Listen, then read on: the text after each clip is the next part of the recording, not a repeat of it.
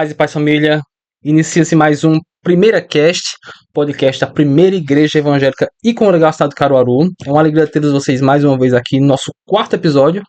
Quarto episódio? Me perdi. Quarto episódio. Deve ser o Quarto, mas que é o terceiro mas que é o episódio. terceiro, 03, né? É um prazer ter você aqui conosco. Desde já, toda vez eu deixo no final, mas eu quero falar já no início. Se inscreve no canal da gente. Se você está no Spotify, segue lá o nosso canal. É importante essa troca para que a gente consiga entregar mais esse conteúdo, para que a gente consiga falar a mais pessoas.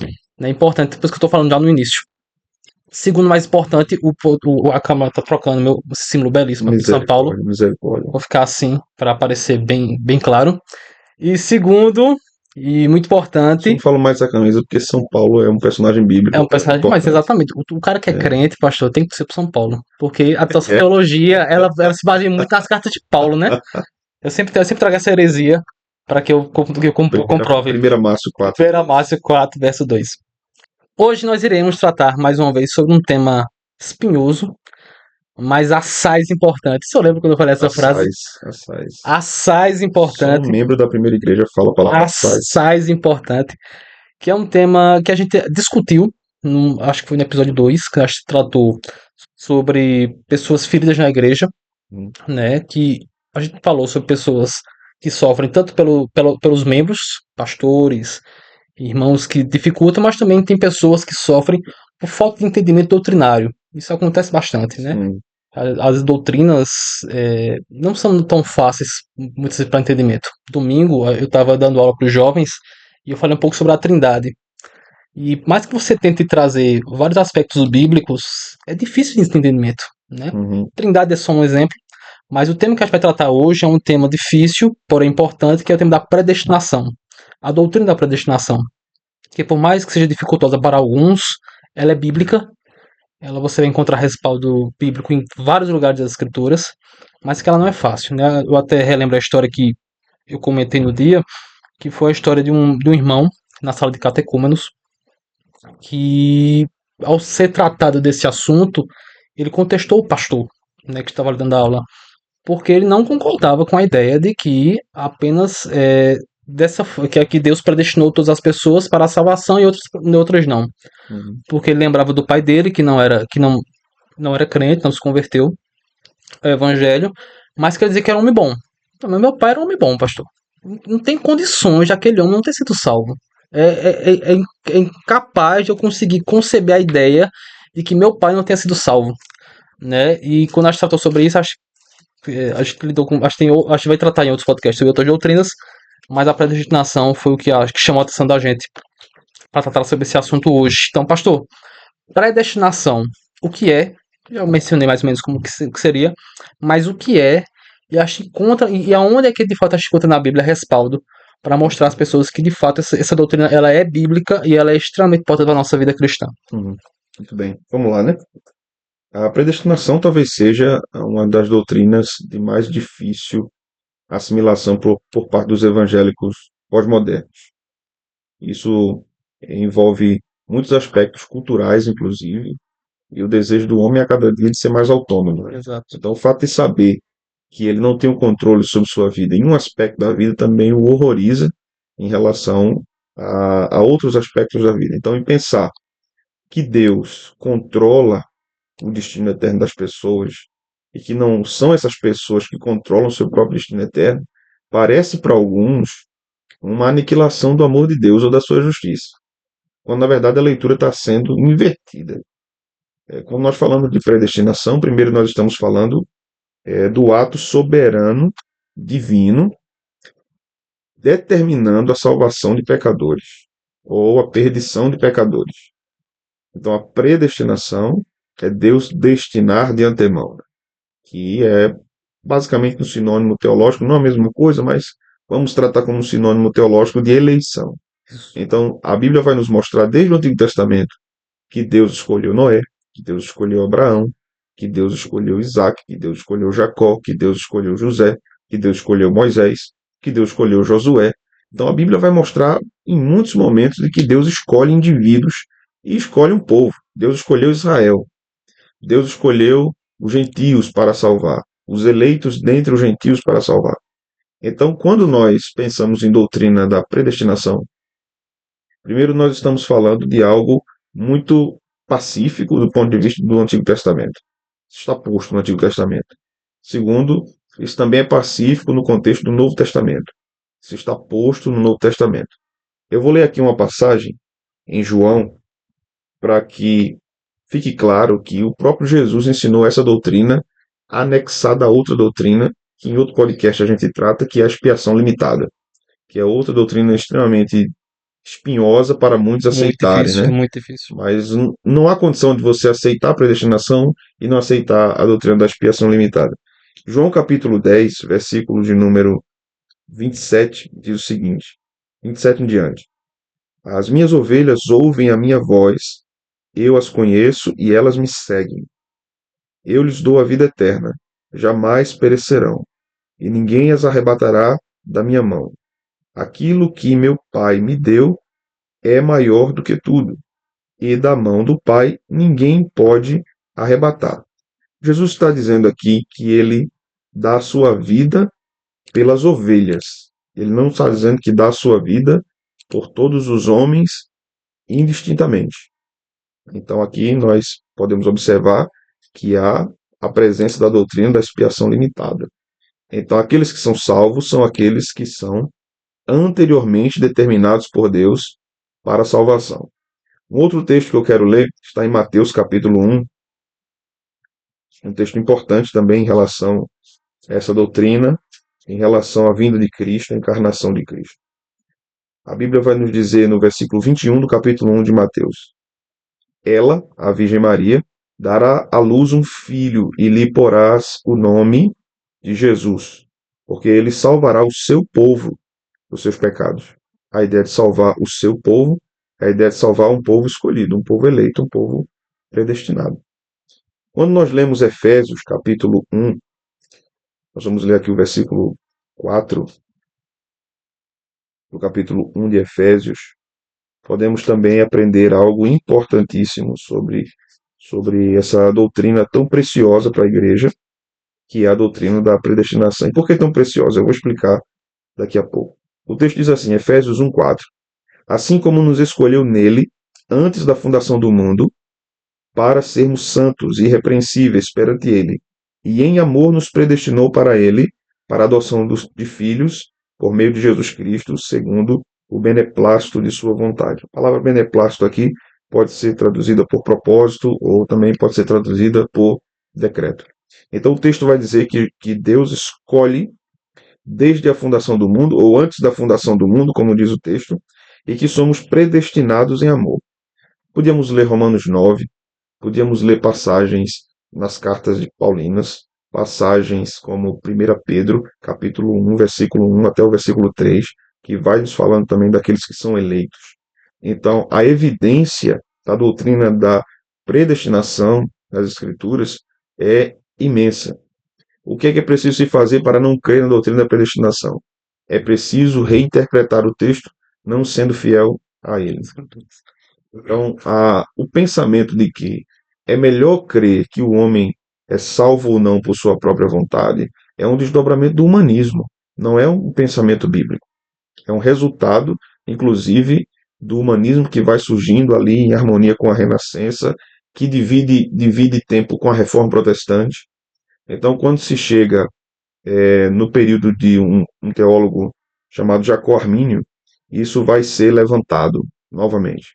Lá atrás, com Pelágio, nós vimos isso no seu grande embate com Agostinho, né? Agostinho escreveu refutando muito Pelágio e a igreja condenou. Uma evidência histórica, Márcio, é que historicamente a igreja sempre condenou a descrença na doutrina da eleição como uma falta grave em termos doutrinários e até como heresia. É difícil, né? Quando não se tem esse entendimento, é igual a Trindade, né? Eu lembro da Trindade porque eu dei aula sempre domingo. Quando a gente fala de um tema espinhoso, ou de falta, ou de difícil entendimento, nossa primeira tentativa é negar, é Uhum. achar que aquilo não existe. Assim, essa doutrina. E quando o senhor fala sobre isso, já me remete à mente talvez uma das maiores dificuldades acerca da predestinação. Porque o senhor falou que Deus foi soberano e é soberano para predestinar as pessoas para a salvação. Mas e será então, como é que a gente explica? Então, como é que a gente fala às pessoas de que se Deus predestinou pessoas para a salvação, automaticamente ele predestinou pessoas para a perdição? Eu lembro que o pastor Jonathan Anderson, nas nossas aulas de sistemática, ele dizia que sempre o problema desse entendimento, ou desse entendimento, é porque a gente olha pela ótica errada. A gente olha pela ótica de como é que Deus predestina alguns para a salvação e outros para a perdição. Mas talvez a lógica, talvez seja isso que o senhor vai falar agora, é a falta da ótica. Você acha que enxergar de uma outra forma de que Deus, ele não é que Deus predestina alguns para salvar, mas como é que um Deus tão santo, tão bom, resolve salvar pecadores? Uhum, Por que que Deus resolveu fazer isso? Talvez seja essa falta de ótica. Mas uhum, como é que eu acho explicar essas pessoas de que dessa forma que Deus predestina uns para a salvação e outros não? uhum. Primeiro, a gente não pode entender devidamente esse ponto partindo inicialmente da própria doutrina da predestinação. A gente tem que dar um passo atrás e entender a doutrina do pecado Sim, e a doutrina da graça, né? Quando nós falamos acerca de pecado, observando o que a Escritura diz, que todos pecaram, destituídos estão da glória de Deus, o salário do pecado é a morte, né? Romanos 3, 23 e 6, 23. Quando nós observamos o que o texto de Moisés diz em Gênesis 6 e 5, que Deus viu que o pensamento do homem era mau continuamente, quando nós vamos ver que Deus desceu da Torre de Babel, confundiu as intenções pecaminosas dos homens e os espalhou, quando a gente vê que Deus condena o pecado terminantemente como uma rebelião grandiosa contra ele, que Deus julga o pecado, então nós, quando entendemos isso, não vamos ter dificuldade de entender a doutrina da predestinação. Por quê? Porque, afinal de contas, ninguém merece a salvação. A isso. salvação é pela graça de Deus. Paulo vai gastar praticamente todo o livro de Romanos falando sobre isso. A salvação é pela graça. Quando um crente, por exemplo, agora dando um passo para outra doutrina bíblica, que é a justificação, não entende a doutrina da justificação pela fé, ele vai ter dificuldade de entender a doutrina da predestinação. Se eu entendo a justificação, veja, nós vamos ler aqui um texto em Romanos capítulo 5, texto importantíssimo sobre a doutrina da justificação. Essa doutrina é a doutrina central que nos distingue do catolicismo romano, certo? Para o catolicismo romano, a salvação é basicamente efetivada por obras. E há uma confusão de justificação com santificação. Para a teologia protestante, isso é diferente. A santificação é um resultado prático da justificação. Mas Paulo diz em Romanos 5, verso 1: Justificados, pois, mediante a fé, temos paz com Deus por meio do nosso Senhor Jesus Cristo, por intermédio de quem obtivemos igualmente acesso, pela fé, a esta graça na qual estamos firmes e gloriamo-nos na esperança da glória de Deus. Então, o que é a justificação pela fé? É Deus imputar no homem pecador, digno de condenação, crédito de salvação. Ele não fez nada. Deus declarou aquele pecador justo. Houve alguma ação humana para Deus justificar o pecador? Não. Essa é uma ação que nós chamamos de monergística. Deus age sozinho justificando o pecador. Você acha que ele participasse não é só com pecado mesmo? Exato. A nossa Somente. parte aí é o pecado, né? Então, quando nós pensamos por esse caminho, doutrina do pecado, e aí nós vamos chegar à conclusão de depravação total. Essa doutrina era comum a Jacó Arminio, ele acreditava na depravação total. Quando nós chegamos na doutrina da justificação, que o homem não pode fazer nada para ser salvo. Então, como o homem vai ser salvo? Crise. Há um caminho aí determinado por Deus que é a própria predestinação. Se o homem não pode responder sozinho a sua, a sua expectativa de salvação, então como é que ele pode ser salvo? Ele só pode ser salvo por um decreto de Deus. E esse decreto vai manifestar vários desenvolvimentos e operações divinas no tempo. O decreto é eterno. Mas no tempo nós vamos ter chamado eficaz, nós vamos ter justificação, conversão, santificação, glorificação. Paulo também escreveu em 2 Timóteo, capítulo 1, versículo 9, o seguinte: que nos salvou e nos chamou com santa vocação, não segundo as nossas obras, mas conforme a sua própria determinação e graça, que nos foi dada em Cristo Jesus antes dos tempos eternos. Como é que somos salvos? 2 Timóteo 1:9, pela determinação de Deus. E o que é a determinação de Deus? É a predestinação. Então, quando a pessoa pergunta, mas como é que eu posso entender esse fato de Deus salvar uns e condenar outros? Em termos teológicos, há duas posições dentro da teologia reformada. A primeira vai dizer, Deus predestina apenas os eleitos. E Deus rejeita os réprobos. Porque a palavra predestinação só aparece na teologia paulina para a salvação. E Deus rejeita os não predestinados para a salvação. Mas na prática a gente sabe que esses aqui, uma vez que esses foram predestinados para a salvação, automaticamente esses não foram. Então eles também estão destinados à eternidade, mas não à eternidade da salvação, à eternidade da perdição. Então isso é muito duro, isso é muito difícil. Vamos lá, eu vou usar aqui um argumento de C.S. Lewis. C.S. Lewis dizia o seguinte: você acha que se o cristianismo fosse falso, ele teria tantos ensinos difíceis e complexos? Como alguém pensaria numa construção de uma religião com argumentos tão complexos e ensinos tão difíceis? Se Deus é um Deus que não pode ser sondado e investigado, ele só pode ser conhecido pelo que ele se dá a conhecer, a predestinação é uma das doutrinas misteriosas das Escrituras, que cabe ao crente observar nas Escrituras, averiguar se é verdade, se as Escrituras dizem, e dizer amém. Assim diz o Senhor. Porque a gente está num momento de vida que a apologética é importante, né? Mas que as pessoas querem tanto querer compreender racionalmente todas as coisas, que se algo como isso, a gente não tem uma ideia 100% racional, já cria uma parede, né? Já cria um problema. E o pessoal que fala sobre né, contesta acerca disso, pega textos bíblicos também, né? Sim. Obviamente fora total de um contexto, né? Uhum. Um dos textos, né? São vários textos, né? Mas eu separei só um, que é o texto de 1 Timóteo 2,4, onde ele diz que Deus quer que todos os homens sejam salvos e venham ao conhecimento da verdade. Outros textos também, né, que fala que a salvação veio a todo mundo, né, e acho que sabe que esse termo mundo, ele tem vários contextos dentro da Bíblia, mas acerca desse texto específico, 2,4, que Deus quer que todos sejam salvos. O Senhor falou sobre justificação de Deus para com nós, mas muitas vezes as pessoas ao ler esse texto e ao se deparar com essa doutrina vão dizer que isso compromete de alguma forma a justiça de Deus, do fato de Deus ser de fato justo. Como a gente responderia? Não só acerca deste, né? Existem outros textos também que esse pessoal vai querer corroborar, mas talvez esse especificamente. Uhum. Se eu tenho essa Bíblia e esse celular, e esses são bens materiais que me pertencem, Sim, e eu resolvo dar a você esse celular e resolvo não dar a você essa Bíblia, isso não pode ser atribuído a mim como injustiça, porque esses bens me pertencem. sim. Se Deus resolve não salvar alguém, isso não pode ser atribuído a Deus como injustiça, porque Jonas 2:9 diz que a salvação pertence ao Senhor. Então a salvação é de Deus. Ele dá a quem ele quer dar. Quando nós perguntamos por que Deus salvou fulano e não salvou o outro, nós não podemos responder essa pergunta.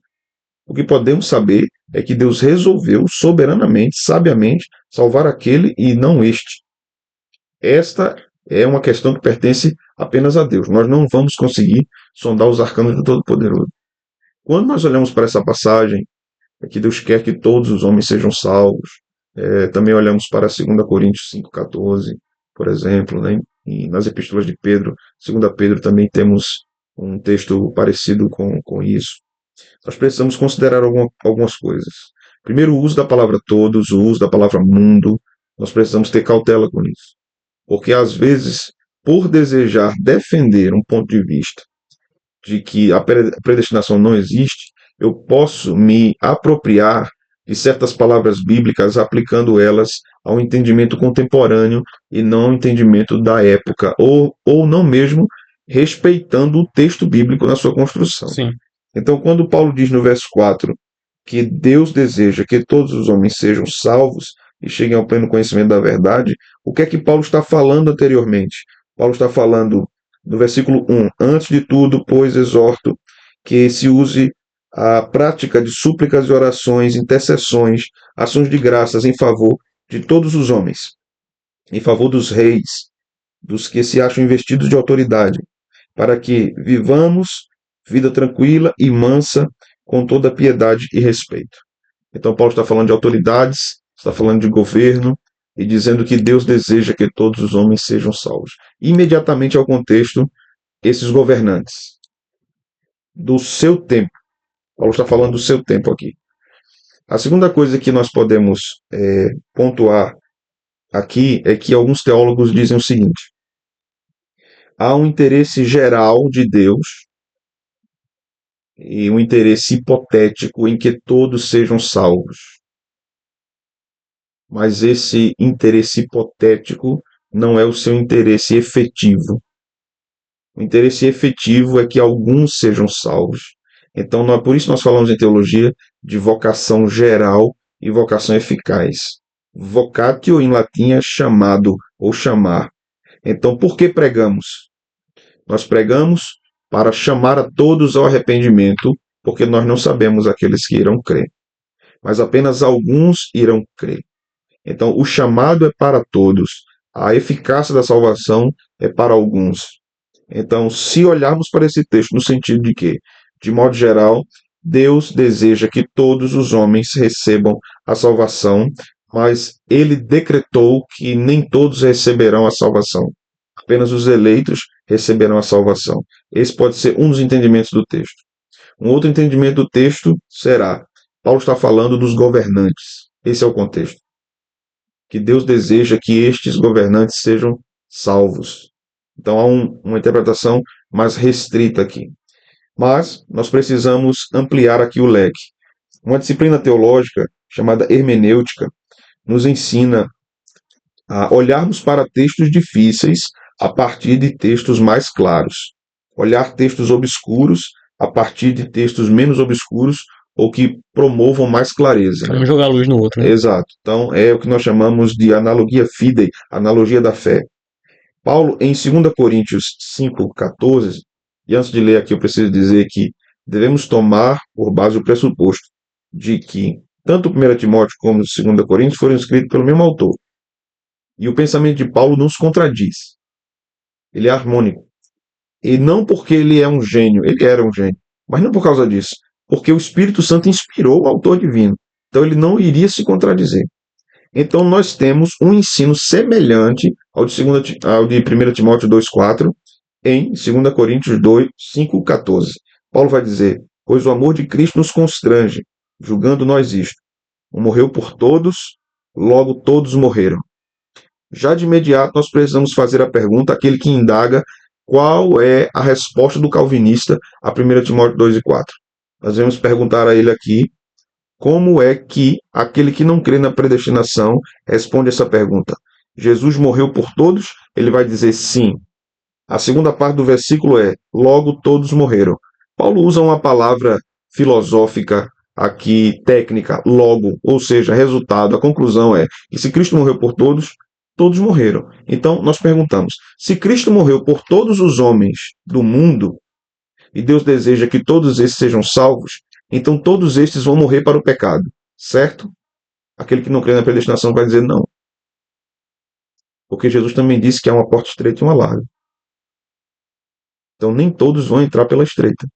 Então como é que nós explicamos o que Paulo está dizendo aqui em 2 Coríntios? O texto continua dizendo no verso 15: e ele morreu por todos, para que os que vivem não vivam mais para si mesmos, mas para aquele que por eles morreu e ressuscitou.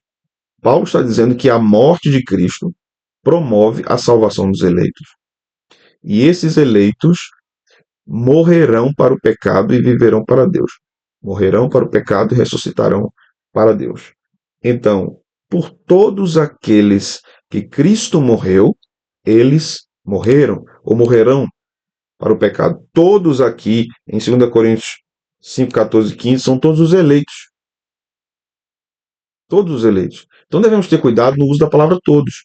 Porque se eu estou na minha igreja, por exemplo, e eu digo ao final do culto do domingo: meus irmãos, na próxima terça-feira, todos devem estar aqui para a reunião de oração. Eu não estou me referindo ao mundo todo. Não estou me referindo ao estado todo de Pernambuco. Não estou me referindo à América Latina. Não estou me referindo à cidade toda de Caruaru, nem todas as igrejas de Caruaru. Estou me referindo à minha igreja. Seria em 2 lugares só, não tinha Exato. condições. Então, o uso da palavra todos pode ter um uso abrangente, pode ter um uso restrito. Paulo usa de modo restrito nos dois textos. Perfeito, perfeito. E o senhor falando sobre isso, o senhor lidou com a questão do chamado, né? Porque um dos grandes debates acerca disso, e eu me recordo de um debate do pastor César Cavalcante, não lembro o nome do pastor, esqueci o nome agora. Mas eu lembro, sempre esse corte aparece pra mim, que ele sempre quer que o pastor César ele vai questionar o seguinte, certo? Marcos Ganconato. Né? Gancronato, perfeito. Ele vai questionar o seguinte, certo? Se você está me dizendo que a predestinação é bíblica, ok. Que Deus predestinou alguns para ser salvos, ok. E onde entra a obra missionária? Porque esse é um grande questionamento, certo? Se Deus predestinou a todos e uns não, onde é que entra a obra missionária em tudo isso? Se Deus já elegeu essas pessoas, não tem para que eu salvar, não tem para que eu pregar. Não tem por que eu ir fazer o ID, né? Pregar o evangelho, se essas pessoas já estão eleitas. Né? Se de alguma forma Deus vai chamá-las de alguma forma. Onde é que entra essa importância da evangelização e se há alguma espécie de contraponto entre essas duas temáticas?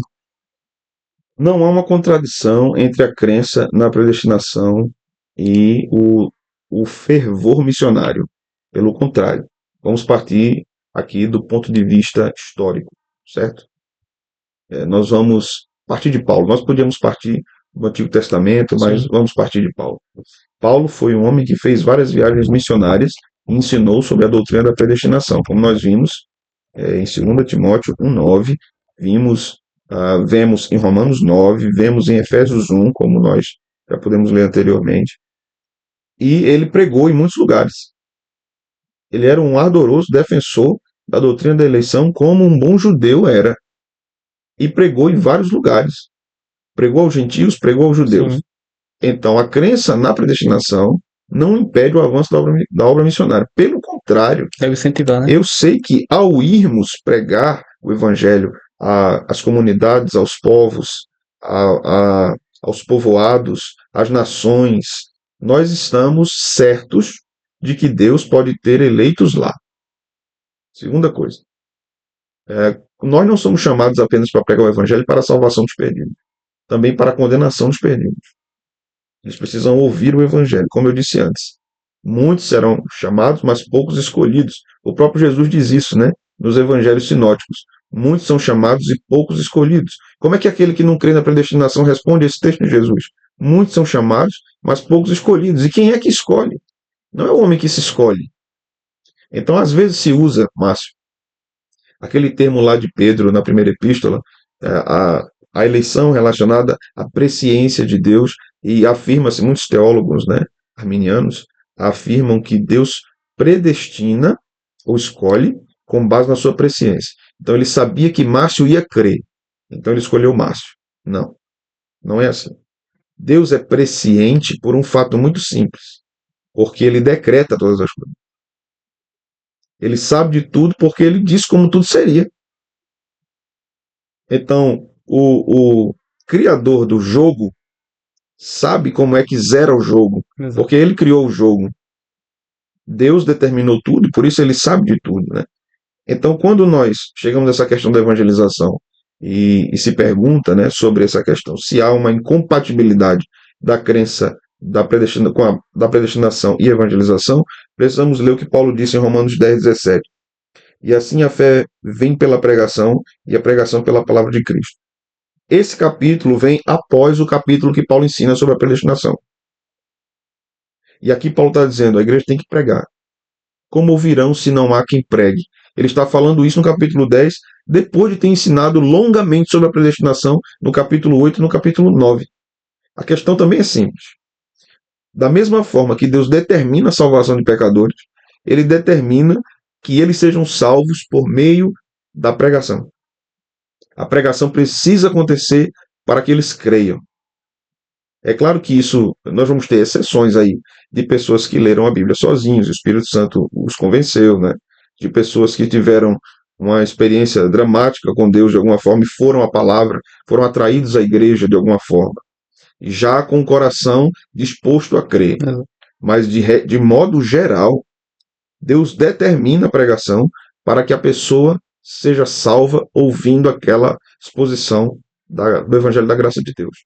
Então, a crença na predestinação impulsiona a evangelização. Houve um movimento dentro do calvinismo chamado hipercalvinismo, que afirmava que, se Deus escolheu, nós não precisamos ir. E isso também foi condenado como heresia. Então, não é porque tem um nome calvinista que significa que isso tudo é aprovado pelos próprios calvinistas, né? É uma distorção dentro do próprio calvinismo. Justamente. E quando o senhor fala sobre isso, eu achei para um outro ponto, né, para uma outra perspectiva, porque o senhor acho que está lidando aqui com um entendimento acerca do tema, né, acerca de quem daqueles que talvez estejam fora da igreja ou fora do evangelho, mas também tem o problema de quem está dentro, porque há pessoas do nosso meio, e até nós mesmos, né, passamos por crises na fé, dificuldades acerca de muita coisa, cada um sabe suas dificuldades, e aquele que está dentro da igreja entende esse tema, entende que é um eleito, mas que passa por dificuldades, crises na fé, muitas vezes esses se afastam e já gera aquela pergunta: será que de fato eu sou um eleito? Será que a semente que Cristo fala ali no texto dele, será que ela germinou e criou algo? Ou será que eu sou aquela semente que germinou rapidamente e sumiu? Como eu posso ter essa certeza, essa convicção que eu sou um eleito, que eu faço parte dessa eleição e que crises como essa não abalem o fato de, meu Deus, eu não vou ser salvo. No dia do juízo final, estou perdido. Como? Os que gostam de ler, vou recomendar o livro do R.C. Sproul, Eleitos de Deus. Sim. Esse foi um dos primeiros livros que eu li sobre esse assunto, né? E ele fala exatamente sobre isso no livro. Ele diz o seguinte: existem aqueles crentes que são eleitos, são salvos, mas eles não têm convicção de sua salvação. Eles não têm a certeza de sua salvação. Eles têm crises em relação à certeza. Mas eles são salvos. Existem aqueles crentes que são eleitos e têm certeza que são salvos. Existem aqueles que não são crentes e têm certeza que são salvos. E existem os que não são salvos e têm certeza que não serão. Então existem todos esses grupos. Exato. Um crente, talvez, em algum momento de sua caminhada, vai se questionar se realmente é um eleito. Até um ponto, esse autoquestionamento, esse autoexame é muito bom. É importante, né? Muito bom. Mas O que o crente precisa ter cuidado é para que Satanás não tente seu coração a duvidar das promessas de Deus. Paulo vai nos ensinar em Efésios 6:24. A graça seja com todos os que amam sinceramente o nosso Senhor Jesus Cristo. Ninguém que ama Jesus Cristo sinceramente diz Jesus é anátema. Ninguém. Um eleito ama Jesus sinceramente. Então, uma coisa é gostar da igreja, gostar de cantar na igreja, gostar do pessoal da igreja, gostar das programações da igreja, apreciar um sermão bem pregado, isso é uma coisa. Outra coisa é amar sinceramente a Deus e a sua palavra. Um crente pode enfraquecer, ele pode duvidar de sua própria salvação, mas um crente que foi regenerado nunca deixará de amar Jesus Cristo. Essa é uma das evidências. sim. Paulo vai falar uma outra evidência em Romanos 8. Ele vai dizer que o Espírito testifica com o nosso Espírito que nós somos filhos de Deus. Essa é uma testificação interna. Jesus vai falar de outra evidência. Pelos frutos os conhecereis. Nós vamos ler nos evangelhos também aqueles que possuem frutos dignos de arrependimento. Então, aquele que creu, ele testemunha através de sua vida, através de sua fala. Ele vive, ele tem um testemunho interno, ele tem um testemunho externo, ele tem a prova do seu sentimento, das suas afeições em relação a Deus e a sua palavra. Então, essas são evidências de salvação. Então, aqueles que não amam a palavra, não amam os mandamentos de Deus, porque Jesus disse: aquele que me ama guarda os meus mandamentos e eles não são pesados. Então, se essa pessoa não tem afeição pelas coisas de Deus, provavelmente ela nunca foi salva. Acho que é por aí. Perfeito. E eu só falando sobre isso, também me veio assim à mente pessoas que têm em suas casas, em seus familiares, pessoas não cristãs. Que é aquela pessoa que você já pregou o evangelho, já levou para a igreja, você já explicou várias vezes acerca de pontos difíceis do evangelho, e aquela pessoa endurece o coração. Uhum. Mas sabe que muitas vezes Deus de fato faz isso com um propósito para aquilo. Né? Quando eu falo endurecer o coração, eu me lembro da passagem de Faraó, nas pragas, que claramente ali está dizendo que Deus endureceu o coração de Faraó. Né? E havia ali um propósito. Né? Mas há irmãos e irmãs que têm filhos, pais, familiares, que já pregou o evangelho diversas vezes. E talvez chegue a um ponto que ele assim, essa pessoa não é eleita. Eu não vou mais pregar o evangelho para essa pessoa. Até que ponto é importante você, acho que não é insistir bem a palavra, mas perseverar com aquela pessoa. Às vezes, mesmo não sabendo que aquela pessoa é eleita ou não. Até que ponto é importante você perseverar com aquela pessoa para que ela seja salva. Até onde a nossa oração e o nosso desejo para aquela pessoa seja salva é necessário. Uhum. Jesus nos ensina sobre o dever de orar sempre e nunca desfalecer, né? Há a parábola sobre a perseverança na oração. Então eu acho que não deveríamos cessar de orar por aqueles que desejamos que sejam alcançados pelo Evangelho. Nós não sabemos quem são os eleitos. Alguns eleitos crerão em tenra idade, na infância. Outros crerão na, prestes a entrar na eternidade como ladrão da cruz. Isso. Então, nós não sabemos. Então, quando é que eu devo parar de pregar? Quando aquela pessoa não estiver mais aqui. Enquanto ela estiver aqui e eu tiver a oportunidade de falar, agora o crente também precisa discernir, sabiamente, muitas vezes a oportunidade certa de falar. Porque há pessoas que são resistentes à mensagem. Ela diz claramente, eu não pare, eu não quero ouvir. Então o crente precisa orar para pedir uma oportunidade a Deus muito boa para apresentar o evangelho. Talvez um crente só tenha uma oportunidade de falar para determinado parente sobre o evangelho na vida toda, de modo consciente, de modo sistemático, para que aquela pessoa entenda. Então o crente deve orar e pedir sabedoria a Deus para que naquele momento o evangelho seja apresentado e Deus use aquela fala e aplique ao coração. E ele continua orando por isso, pedindo que Deus faça o trabalho e faça germinar aquela semente e se torne uma árvore de fé, podemos dizer assim, né? Árvore de fé, bem neopentecostal isso, né? Árvore de fé. Sempre que eu falei essa frase, mas saiu essa frase. Não tem problema não. Qualquer coisa eu corto não, vou deixar aí que vai ser divertido. Vai corto pro grupo da igreja. Mas por fim, pastor, já tá seguindo para o final. A outra pergunta que eu tenho para o senhor é uma questão que eu lembro que isso já me causou alguma dúvida no início da minha fé, porque a gente tem aquele dia, né? Eu me criei dentro da igreja desde quando eu era muito pequeno, que eu ainda sou, mas quando eu era mais novinho, né, eu me criei dentro da igreja. Mas teve aquele período de estalo. Eu falei por volta dos 16 anos, faz algum tempo já. Mas quando teve esse estalo, eu lembro que eu comecei a participar de vários avanços missionários, evangelismos e coisas do tipo. Eu lembro que sempre antes dos evangelismos tinham pessoas que davam aulas de como evangelizar, de como deve ser feito. Eu lembro de um abençoado. Até hoje, quando eu paro para lembrar disso, eu lembro quão absurdo foi essa fala desse irmão. Que ele estava ensinando acerca da evangelização e ele lidou com essa questão da predestinação. E havia ali uma arrogância muito grande no coração dele a falar sobre aquilo. Ele disse algo do tipo assim: você vai chegar, você vai abordar a pessoa, você vai pegar o texto tal, você vai falar do texto tal, você vai explicar esse texto tal e texto tal. Se aquela pessoa negar, aquela pessoa não é eleita. Próximo. Havia ali uma arrogância pelo fato dele saber o que era doutrina Uhum. e pelo fato de que se aquela pessoa ouviu tudo aquilo e negou, essa pessoa não é eleita. Então, deixa essa pessoa para lá.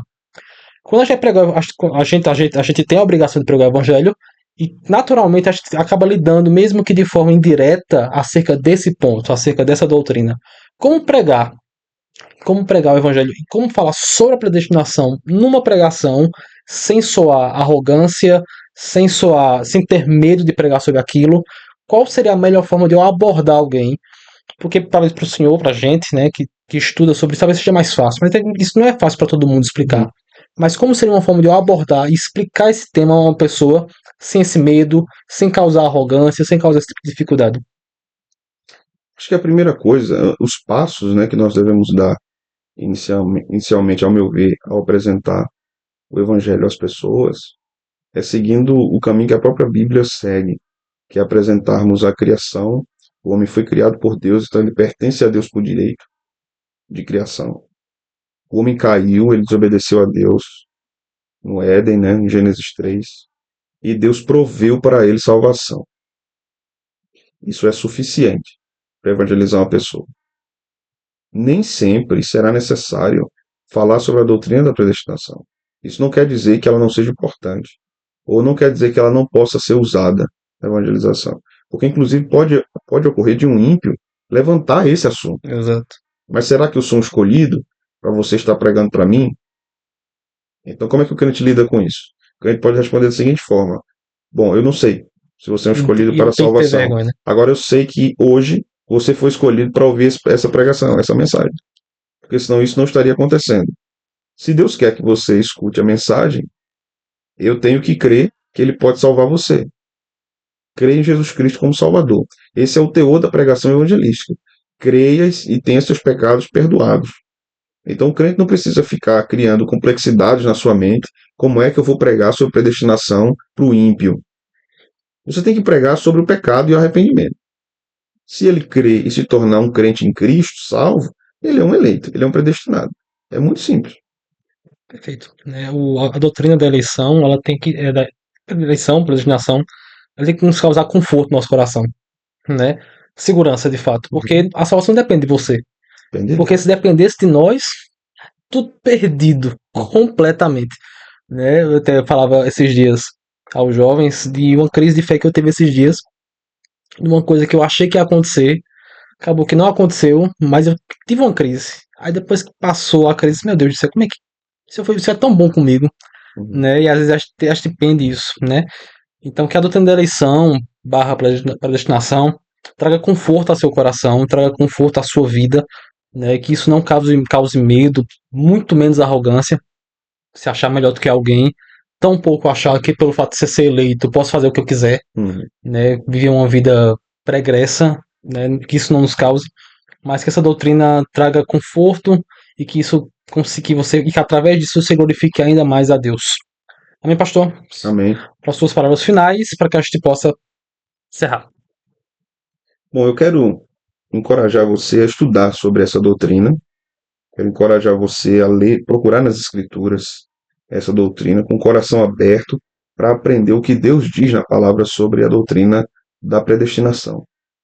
Eu quero encorajar você a pedir que Deus clareie seu entendimento, se caso você tem dúvidas a respeito dessa doutrina, se ela é bíblica ou não, e você não se reduza à sua autocompreensão desse assunto, compreensão que você tem na sua mente sobre esse assunto, mas que você observe o que Deus diz sobre esse assunto nas Escrituras. Depois disso, eu quero encorajá-lo a ler bons livros sobre esse assunto.